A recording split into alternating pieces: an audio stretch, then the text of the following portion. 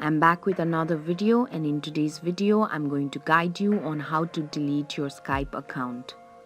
For that, first of all, open up your Skype app on your phone.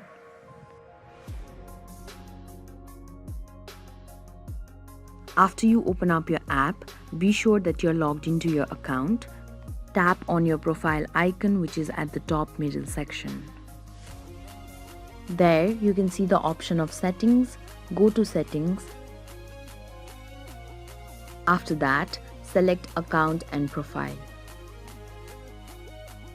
Scroll down and there you'll see the option of close your account. Tap on it. Scroll down and select days before you want Skype to permanently close your account.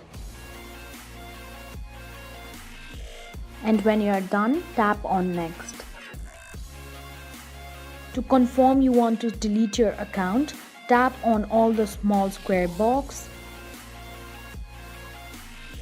and then select a reason for deleting your account. After that, tap mark account for closure. This is the process for deleting your Skype account.